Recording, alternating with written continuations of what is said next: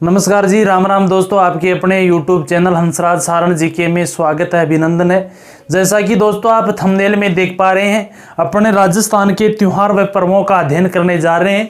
इससे पहले हमने जो राजस्थान के त्योहारों से संबंधित जो जैन धर्म के, ईसाई या इस्लाम धर्म के या सिख धर्म के या सिंधी समाज के जो पर्व त्योहार वगैरह में चर्चा कर ली थी, और जो प्रमुख जो भारत में प्रचलित संवतों के बारे में भी चर्चा की। और हिंदू धर्म से संबंधित जो त्योहार थे, चैत्र मास के त्योहार हम पढ़ चुके हैं। कौन से मास के? तो चैत्र मास के। चैत्र मास जो प्रथम तिथि और कृष्ण पक्ष की प्रतिपदा या कृष्ण पक्ष की एकम का जो त्योहार जो था, धुलंडी वगैरह, उसके बारे में चर्चा की थी। धुलंडी की जड़ें हैं वो फाल्गुन मास में जमी है, क्योंकि फाल्गुन मास का अंतिम दिन पूर्णिमा होली, और होली के दूसरे दिन धुलंडी का पर्व है। जो होलिका की जो राख वगैरह उसको पूजा वगैरह होती है।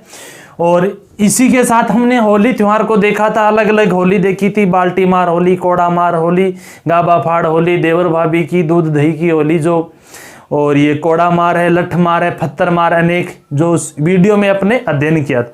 उसके बाद में इसी में जो चैत्र कृष्ण अष्टमी, शीतला अष्टमी के बारे में, या जिसको ये बासोड़ा भी कहते हैं, बासोड़ा बासी भोजन किया जाता है, ठंडा भोजन, उसके बारे में जानकारी ली थी। जिनमें मैन गधबों का मेला देखा था, कहाँ लगता है, गधब अभ्यारण्य कहाँ पे है, और जो वाहन उनका शीतला माता का गधा होता ही है। उसके अलावा जो अपन ने घुड़लाष्टमी देखी थी, घुड़ला नृत्य किसकी स्मृति में किया जाता है, कौन वो संस्थान है जो घुड़ला नृत्य के बारे में उसको संरक्षण प्रदान किया था। घुड़ला मुख्यतः मारवाड़ के क्षेत्र में किया जाने वाला नृत्य। चैत्र शुक्ल पक्ष की एकम के दिन जो वर्ष लगता है, हिंदू नव वर्ष, हालांकि चैत्र माह का प्रथम दिन होता है वो कृष्ण पक्ष की एकम होती है, परंतु नव वर्ष 15 दिन बाद लगता है, क्योंकि जो कृष्ण पक्ष अशुभ माना जाता है, इसलिए जो शुक्ल पक्ष या कह सकते हैं शुक्ल पक्ष की प्रतिपदा को जो नव वर्ष लगता है, यहीं से गुड़ी पड़वा पर्व वगैरह जो महाराष्ट्र में शुरू होता है। एकम से नवमी के बीच में जो नवरात्रे वगैरह शुरू होते हैं। जो अपन बात करें तो यही द्वितीया के दिन, शुक्ल द्वितीया को सिंजारा होता है, उस तृतीया के दिन गणगौर जो सर्वाधिक गीतों वाला त्योहार बताया जाता है। उसके बाद में यहीं पे जो त्रयोदशी के दिन या इससे पहले नवमी, रामनवमी, सरयू नदी में स्नान वगैरह करना जो माना जाता है, शुभ माना जाता है, पवित्र माना जाता है। त्रयोदशी के दिन जो महावीर की जयंती है, महावीर स्वामी की जयंती त्रयोदशी। उसके बाद में यदि हम बात करें चतुर्दशी के दिन पिपाजी की जयंती है, और जो चैत्र पूर्णिमा के दिन महावीर, ये हनुमान जयंती। ये अपने चैत्र मास के पढ़ चुके। आज जो अपने अध्ययन करेंगे, आगे करेंगे वैशाख मास के त्योहारों के बारे में। वैशाख के करेंगे, जेठ और 3.5 माह के त्योहारों के बारे में अध्ययन करेंगे। यदि वैशाख की बात करें तो वैशाख मास में कितने पक्ष तो बता सकते हैं, 2 पक्ष। जो प्रथम पक्ष या पखवाड़ा होता है वो होता है कौन सा? कृष्ण पक्ष होता है। उसके बाद में होता है कौन सा? तो बता सकते हैं वैशाख का शुक्ल पक्ष। वैशाख मास के कृष्ण पक्ष की एकादशी या जिसको 11 कहते हैं, और एकादशी के दिन एक जयंती या कह सकते हैं वल्लभाचार्य। कौन सी जयंती? तो वल्लभाचार्य जयंती आती इस दिन। किस दिन? वैशाख कृष्ण एकादशी को। वल्लभाचार्य जिन्होंने एक मत प्रदान किया था, एक वाद दिया था, कौन सा? शुद्धाद्वैतवाद। देन किन की है? वल्लभाचार्य की देन है। राजस्थान में प्रसिद्ध वल्लभ संप्रदाय की प्रधान पीठ, राजस्थान में नहीं और वैसे तो भारत में मानी जाती है, जो प्रधान पीठ अपने जो उत्तरी भारत में, उत्तर भारत में प्रधान पीठ है वो कहां पर है? तो बता सकते हैं वल्लभ संप्रदाय की प्रधान पीठ नाथद्वारा में है। इसके अलावा कांकरोली में भी इनकी पीठ है, भरतपुर में भी है, कोटा में भी पीठ है इनकी, गुजरात सूरत में भी है और मथुरा में भी है। परंतु वल्लभाचार्य की जो प्रधान पीठ है वो कहां पर है? नाथद्वारा में। तो वैशाख कृष्ण एकादशी के दिन जो वल्लभाचार्य की जयंती मनाई जाती है, और वल्लभाचार्य की जो इन्होंने एक वाद दिया था शुद्धाद्वैतवाद। कौन सा वाद दिया? शुद्धा। उसके बाद में यदि वैशाख शुक्ल मास की बात करें, वैशाख शुक्ल पक्ष की बात की जाए तो शुक्ल पक्ष के में एक तो तृतीया, वैशाख शुक्ल तृतीया के दिन जो पर्व मनाया जाता है, त्योहार मनाया जाता है, जिन्हें कहते हैं अक्षय तृतीया। कौन सी तृतीया? अक्षय तृतीया। दूसरी भाषा में कह सकते हैं अखातीज। क्या कहते हैं? आका तीज, सबसे बड़ी बात ये किसानों का पर्व है। इस दिन किसान अपने खेत में हल चलाते हैं। किसान क्या करते हैं? खेत में हल चलाते हैं। किसान 7 प्रकार के अनाज की पूजा करते हैं और भगवान से वर्षा होने की कामना करते हैं। किस दिन? अक्षय तृतीया व आखा तीज के दिन। इसी दिन जो अपन बात करें तो परशुराम की जयंती मनाई जाती है। किनकी जयंती? परशुराम की जयंती मनाई जाती है। वो किस दिन? तो वैशाख शुक्ल तृतीया को। और इस दिन जो सर्वाधिक बाल विवाह होते हैं, एक तरह से अबुझ सावा है ये। अबुझ सावा कौन सा है? अक्षय तृतीया का सर्वाधिक बाल विवाह इन्हीं दिन, इसी दिन होते हैं। सर्वाधिक बाल विवाह होते हैं शुक्ल पक्ष की जो तृतीया के दिन वैशाख माह में। उसके बाद में यदि बात करें तो इसके बाद में जो पंचमी है शुक्ल की, उसको जो अपने शंकराचार्य की जयंती भी आती है। षष्ठी को रामानुजाचार्य की जयंती आती है। इतनी इंपॉर्टेंट नहीं है। हालांकि इसमें जो शुक्ल पक्ष की तृतीया को बीकानेर राज्य की स्थापना हुई थी। किसकी? बीकानेर राज्य की स्थापना वैशाख शुक्ल तृतीया आखा तीज के दिन हुई थी। बीकानेर राज्य की स्थापना 1488 में राव बीका ने की थी, जो जोधा के पुत्र होते हैं। करणी माता के आशीर्वाद से बीका यहाँ पर बीकानेर राज्य की स्थापना करते हैं। मूल जो बीकानेर की स्थापना जिसे कहते हैं बीका जी की टेकड़ी की स्थिति को, तो अक्षय तृतीया के दिन बीकानेर की स्थापना की जाती है। हालांकि जो बीका के बाद में जो जूनागढ़ दुर्ग का उसी के अवशेषों पर निर्माण करवाया गया था राय सिंह के समय। तो एक मान्यता के अनुसार यदि हम बात करें दयालदास श्रीख्यात के अनुसार, तो राय सिंह का जो द्वारा बनाया जूनागढ़ की नींव अक्षय तृतीया के दिन रखी गई थी।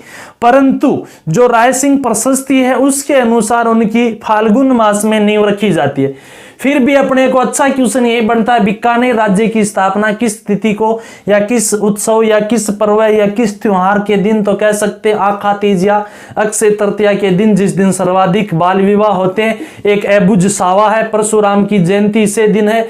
जो किसान है खेत में हल चलाते हैं और 7 प्रकार के अनाज की पूजा करते हैं। अच्छी बारिश होने, वर्षा होने की कामना करते हैं भगवान इंद्र से। उसके बाद में वैशाख मास की पूर्णिमा, कौन सी जी? पूर्णिमा। और वैशाख मास की पूर्णिमा की बात करें तो महात्मा बुद्ध का नाम सुना होगा।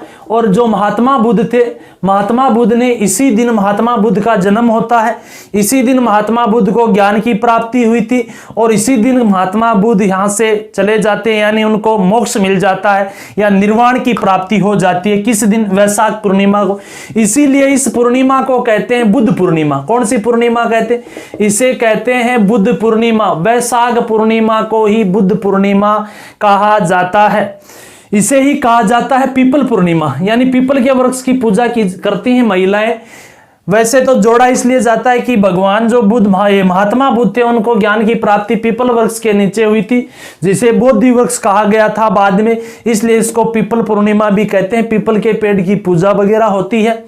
वैशाख पूर्णिमा के दिन राजस्थान का जो हरिद्वार कहलाता, राजस्थान का हरिद्वार बात करें तो मातरकुंडिया, और राजस्थान के हरिद्वार मातरकुंडिया में मेला लगता है। किस दिन? वैशाख पूर्णिमा के दिन। और इसी दिन जो अपने प्रतापगढ़ में गौतमेश्वर का भी मेला लगता है। गौतमेश्वर का मेला प्रतापगढ़ में किस तिथि को? वैशाख पूर्णिमा के दिन। बढ़िया है, मेन है, बुद्ध पूर्णिमा कहते हैं इसको। और 2 इंपॉर्टेंट यहाँ पर मेले लगते हैं, जो एक मातरकुंडिया का मेला है, मातरकुंडिया में लगता है रासमी चित्तौड़ में, और एक लगता है गौतमेश्वर जो प्रतापगढ़ का। बुद्ध पूर्णिमा कहने के पीछे कारण है महात्मा बुद्ध को इसी दिन जन्म होता है इनका, और इसी दिन ज्ञान की प्राप्ति और इसी दिन मोक्ष की प्राप्ति होती है, इसलिए बुद्ध पूर्णिमा कहा जाता है। ये थे वैशाख मास के। वैशाख मास में मुख्य तो बात करें हम तो अक्षय तृतीया है, इसी दिन क्या मनाया जाता है अपने, कह सकते हैं परशुराम जयंती, और एक है ये अपनी पूर्णिमा जिसे बुद्ध पूर्णिमा। इंपॉर्टेंट तो 2 है। इसके अलावा अपन बात करें वल्लभाचार्य की जो कृष्ण पक्ष एकादशी को जयंती आती है। रामानुजाचार्य की जयंती पंचमी को आती है शुक्ल पक्ष की। हालांकि षष्ठी को आती, शंकराचार्य की आती है जो कब? पंचमी को आती। पर वो इंपॉर्टेंट नहीं, मेन 2 उत्सव त्योहार याद रखने पड़ेंगे। एक याद रखना पड़ेगा वैशाख शुक्ल तृतीया को आखा तीज और वैशाख पूर्णिमा को बुद्ध पूर्णिमा। वैशाख के बाद में यदि बात करें ज्येष्ठ मास की, किस मास की? ज्येष्ठ मास की बात करें तो ज्येष्ठ मास में भी कितने पक्ष? 2 पक्ष हैं। एक कौन सा? कृष्ण पक्ष। कौन सा पक्ष जी? कृष्ण पक्ष। उसके बाद में एक कौन सा पक्ष है? शुक्ल पक्ष।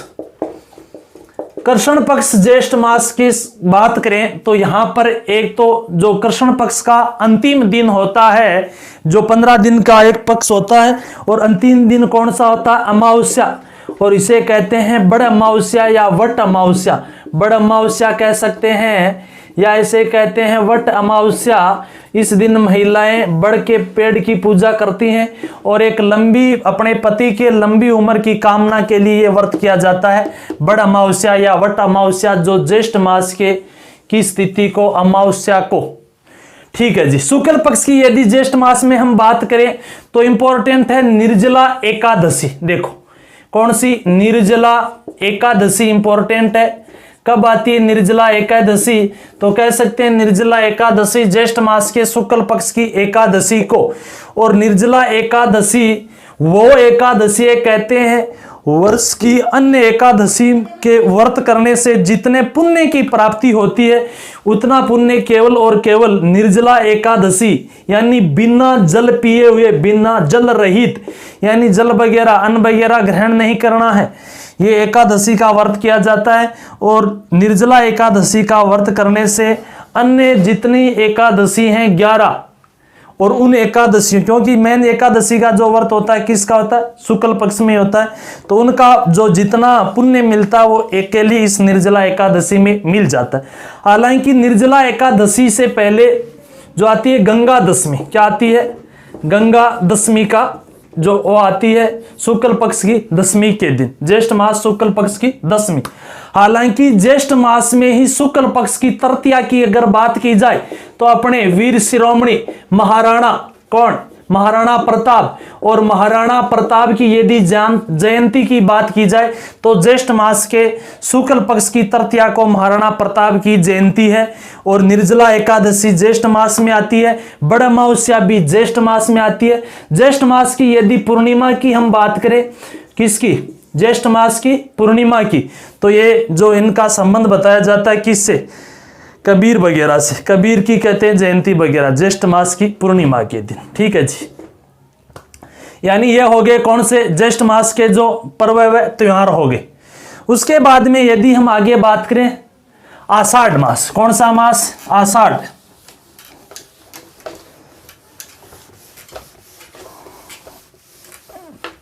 तो वैशाख हो गया, ज्येष्ठ हो गया, आषाढ़। आषाढ़ मास की बात की जाए यदि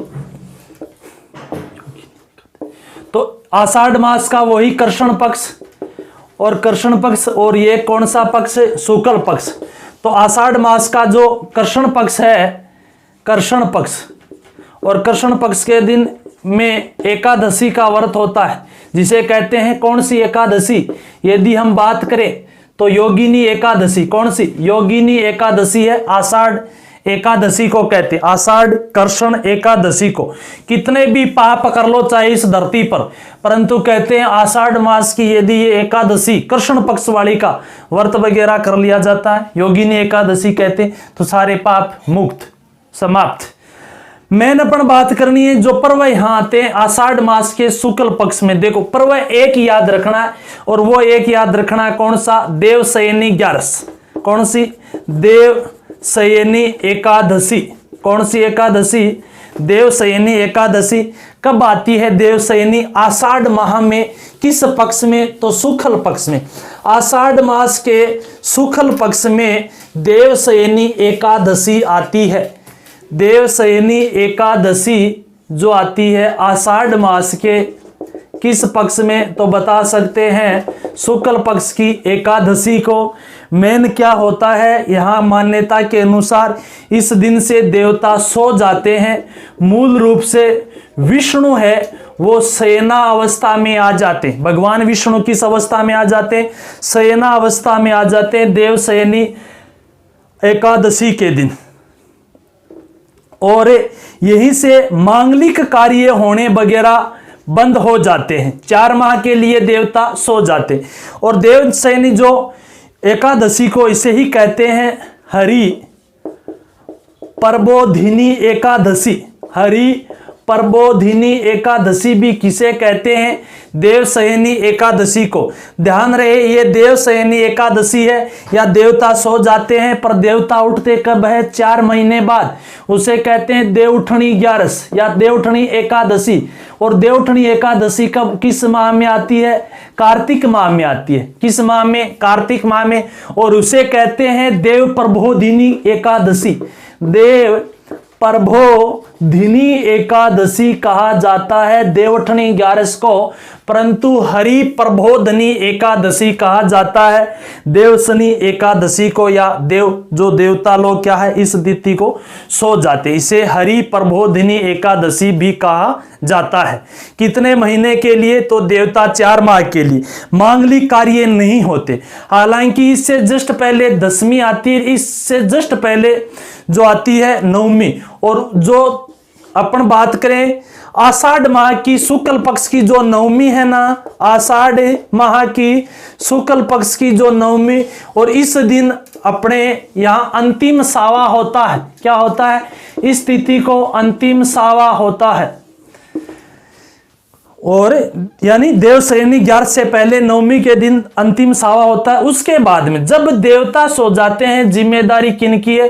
गुरुओं की। तो गुरु पूर्णिमा आता है। और गुरु पूर्णिमा कब आती है? और गुरु पूर्णिमा यदि हम बात करें तो आषाढ़ माह की पूर्णिमा के दिन, आषाढ़ माह की पूर्णिमा गुरु पूर्णिमा, गुरु को दक्षिणा वगैरह दी जाती है। इसे व्यास पूर्णिमा भी कहते हैं। क्या कहते हैं? व्यास पूर्णिमा भी कहा जाता है। किसको? गुरु पूर्णिमा को। और इसी दिन जो गुरु वगैरह को दक्षिणा वगैरह देनी आदि का कार्य होता है। तो जो अपने आषाढ़ मास में 2 ही प्रमुख हैं, एक देवशयनी जो एकादशी है जब देवता लोग सो जाते हैं, देवउठनी एकादशी कब है? कार्तिक मास में। और व्यास पूर्णिमा या गुरु पूर्णिमा है कब है? तो कह सकते हैं अपने यहाँ आषाढ़ मास की पूर्णिमा के दिन। हालांकि आषाढ़ मास की शुक्ल पक्ष की नवमी अंतिम सावा है। ये अंतिम सावा। इसके बाद में 4 माह के लिए कोई भी मांगलिक कार्य नहीं होता। और मांगलिक कार्य कब से पुनः स्टार्ट होंगे? तो कह सकते हैं मांगलिक कार्य पुनः जो कार्तिक माह की देवउठनी एकादशी से होते हैं। हालांकि आषाढ़ जो मास है, आषाढ़ मास में एकम से लेकर, आषाढ़ मास के शुक्ल पक्ष एकम से लेकर नवमी के बीच में जो कहते हैं यहाँ गुप्त नवरात्रा भी आते हैं। कौन से नवरात्रे? गुप्त नवरात्रे। हालांकि वैसे नवरात्रों की बात करें तो चैत्र मास में नवरात्रे आते हैं जिन्हें बसंतीय नवरात्रे कहते हैं। कल हमने चर्चा की थी पिछले वीडियो में। उसके बाद में हम बात करें तो भाद्रवा के बाद में कौन सा आता? अश्विन, यानी आशोज या अश्विन मास में भी आते हैं जिन्हें कौन से? सर्दी का मौसम शुरू हो जाता है, यानी सर्दीय नवरात्रा कहते हैं उस दौरान। तो चैत्र, परंतु ये जो आषाढ़ मास के नवरात्रा इन्हें गुप्त नवरात्रा कहते हैं। यानी दोस्तों अपन ने आज जो अध्ययन किया है वो एक तो वैशाख मास के जो त्योहार व पर्वों की बात की है। वैशाख मास में प्रमुख यदि आपको याद रखने हैं तो वैशाख मास की अक्षय तृतीया, कौन सी? अक्षय तृतीया या आखाती शुक्ल पक्ष में आती है। उसके बाद में वैशाख मास की पूर्णिमा जिसे बुद्ध पूर्णिमा भी कहते हैं, इसे ही पीपल पूर्णिमा भी कहते हैं। ठीक है जी। यहीं पर अपने बात की थी परशुराम जी की जयंती, बीकानेर का जो स्थापना वगैरह भी की जाती है। हालांकि वल्लभाचार्य की भी बात की थी जो कृष्ण पक्ष की एकादशी। वैशाख के बाद में ज्येष्ठ मास की बात की थी। ज्येष्ठ मास जो अपन बात करें तो एक तो आती है जो बड़ली अमावस या वट अमावस, बड़ली अमावस या वट अमावस, सावित्री वट भी कहा जाता है। जो कृष्ण पक्ष में जो महिलाएं वगैरह वट वृक्ष की पूजा वगैरह करती हैं, किस मास में? ज्येष्ठ मास, जेठ महीने में या ज्येष्ठ मास में। उसके बाद में निर्जला एकादशी सबसे बड़ा पर्व है ज्येष्ठ मास का। कौन सा? निर्जला एकादशी। और गंगा दशमी भी इसी महीने में आती है, शुक्ल पक्ष की है ये शुक्ल ही है, कृष्ण पक्ष। हालांकि जो महाराणा प्रताप वीर शिरोमणि की जयंती भी ज्येष्ठ मास में आती है। उसके बाद में ज्येष्ठ पूर्णिमा को कबीर, अपने कबीर जी की भी जयंती आती है। ठीक है। ज्येष्ठ के बाद में अपन ने आषाढ़ मास की बात की थी। आषाढ़ मास में यदि अपन बात करें कृष्ण पक्ष में तो कृष्ण पक्ष में जो योगिनी एकादशी आती है। पर योगिनी एकादशी कृष्ण पक्ष की इतनी इंपॉर्टेंट नहीं है जितनी यहां पर आती है देवशयनी 11। कौन सी एकादशी? देवशयनी 11, जो आषाढ़ माह में देवता लोग 4 माह के लिए सो जाते हैं, उठते हैं। कौन है? मेन आती है पूर्णिमा। कौन सी पूर्णिमा? गुरु पूर्णिमा व व्यास पूर्णिमा। तो दोस्तों ये थे राजस्थान के जो 3 महीनों के अपन त्योहारों की बात किए। जिस किसी को भी वीडियो यदि अच्छा लगे तो इसे लाइक, शेयर व चैनल को सब्सक्राइब करना। धन्यवाद दोस्तों।